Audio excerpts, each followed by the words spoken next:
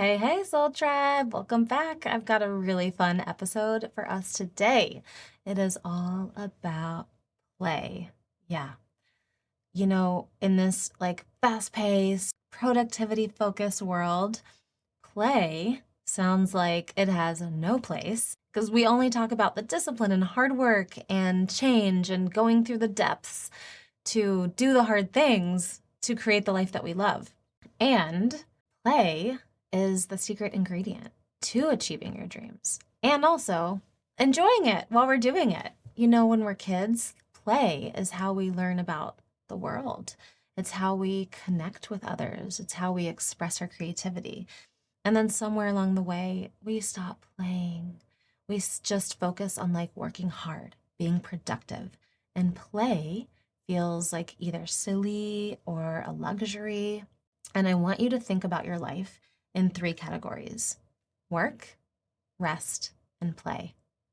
And I think most of us, I know if I were to do this exercise, if I'm not intentional about play, it becomes work, rest, and more work. Because, when you get home, taking care of the home or taking care of the loved ones is just work, or taking care of your body is work. And I want to invite us to see that play is something as essential as working and resting. And there actually is science behind play. When we engage in play, we are tapping into something powerful that does make us creative, connected, fulfilled, and actually more productive. So the first question to ask is just, what is play really? And when you look in the dictionary, it defines play as engaging in an activity for the enjoyment and recreation rather than a serious or practical purpose. So basically, it's just something we do for the sheer hell of it, for the sheer joy of it, just to entertain ourselves, to amuse ourselves, to have fun. And of course, play then is going to look different for everybody. So for some, maybe that's sports, dancing, painting, cooking, getting lost in a great book. For others, it might be like playing with your kids or your pets or your friends, creating something new. It is whatever brings you joy, laughter, and a sense of lightness into your life. And that's where the magic happens. Play has two components when you try to think about it in a more critical way. First, it's inviting you to be fully present. When you're playing, you're not thinking about tomorrow's to-do list or that email we still need to send or what happened in the day. You're just fully in the moment. And the second is that it invites us to experience pleasure for pleasure's sake. There's no end goal. There's no external outcome to achieve. It's just joy. It's just fun. And those two things together, presence and pleasure, are exactly what make play so freaking powerful. Think about the last time you were completely lost in an activity. Maybe you're laughing with a friend, or you're super absorbed in a hobby that you love. And how good does that feel? How alive that you feel.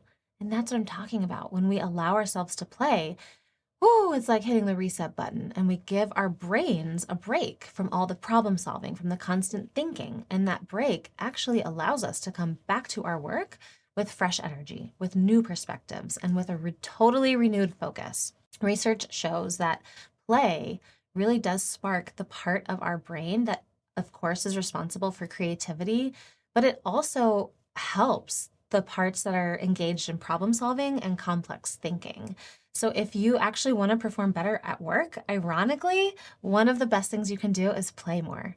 So for example, you can be stuck in a project, a presentation you're creating, a decision that you're having a hard time making, and just give it a rest and go play. Even if it's for a few minutes, even if it's for, you're not at home or you're at work, how can you incorporate play to give yourself a break, to let your brain do its magic in the background and to marinate and to open up space and to re-engage that creativity center so that when you come back in 10 minutes, it can be short. It doesn't have to be long. You're totally renewed and you might see it in a different way. So aside from talking about leveraging play to help us at work, I just want to talk about it as you beyond work, you as a human being. Play is actually a core human need. Because it's not like a productive thing, we see it as optional. Like, oh, that's just a nice thing that we get to do, but it's not like a must have. And that's such a mistake. Our culture like celebrates the grind, the hustle, the endless pursuit of achievement. But obviously, and we know because so many people are burned out, without play, without joy, we just burn out. And then we stop being ourselves. We stop being connected to life, to the things that we love, to making a contribution in this world. And we stop being connected to ourselves. And I love that phrase that it is a core human need because it does reconnect us back to the entirety of our humanity, to us being multidimensional, to us being beyond our like purpose at work or in life, to the roles that we play. Like we are so much more. We are just these, endless amorphous experiences of consciousness, and we get to choose how to experience that consciousness and to allow us to, for a moment, like play in it and within it and find the edges of it and re-explore it and just take the like seriousness off from it. Like, why am I grinding this every day? Oh yeah, it's because it makes me happy. It's because I want to make a difference in the world. But like, it's also for me. Like, service is just as much for me as it is for this person because it fills my cup. So let me enjoy it. Let me, have some space for that enjoyment for pleasure's sake and remind myself that I'm not only defined by these contributions that I'm making to the world. Like I'm so much more than that. I am an experience for experience sake. And that is enough. And that is beautiful. And everything else beyond that is just a cherry on top. It's how I can make the world better or my family better or myself better. And so I love that, thinking that it is actually just as essential and a core human need as like nourishing our body is nourishing our soul. And part of that is rest and part of that is play. And there is a difference between rest and play. Of course, rest is essential. We have to sleep, we have to recover, we have to let our mind and body regenerate and renew. And during rest, we process, we integrate, we reflect, we refuel, all of those recovery words. But play is something entirely different. Play is where the magic happens. Play is where the spark of life gets fueled and reintroduced sometimes. That's where our joy and our creativity and our energy come flooding back in so that we can come do the hard shit that we like is hard to do. And it gives that purpose. It's it makes the price of admission worthwhile. It's where we reconnect with our sense of wonder and possibility. And when you're playing, it's not just about recovering, it's about reawakening. And when you build a life that moves fluidly between work, rest, and play, you create a rhythm that's sustainable, that's joyful, that's fulfilling. And when we talk about play, I love it in both senses of like exploration and authenticity. And what I mean by that is like when you play, you are dropping the mask that you wear, right? You're like, we're not trying to be perfect here. We are just reconnecting with who we really are. And that is such a beautiful invitation to reconnect with your authenticity. And sometimes it's a totally opposite experience. We get to explore, we get to pick up new masks, we get to play at pretending that we're doing something that we don't get to do in our regular life, maybe. Like we get to have a new experience, have a new interaction, have a new taste of something. And play can be putting on a new mask and playing how that would feel and letting it be that exploration of coming up against those edges of ourselves. And then once we meet those edges, we can go back to our, meaning making and intention and all of these tools that we're learning to continue to create and refine and morph the life that we love by using play to either reconnect with those things in real moments of authenticity or to explore what new things could be like. And so that play invites us to be vulnerable, to let go of control and just be in the moment. And I totally get it. There's this whole world out there and ourselves that constantly celebrates productivity. And choosing play can really feel like silly or frivolous or even selfish. And what I want you to remember is play is an act of self love for all those reasons that we just discussed. When you give yourself permission to play, you're telling yourself, I deserve joy. I deserve to feel alive. I deserve to feel happy. And you do. So, how can you bring more play into your life? And it's really simple. You just schedule it. Yeah, it doesn't sound playful or spontaneous, but yeah, you just play it. You just schedule it. Because just like you schedule your meetings and your projects and your deadlines, because those are important, you wouldn't dare miss a meeting or a project or a deadline.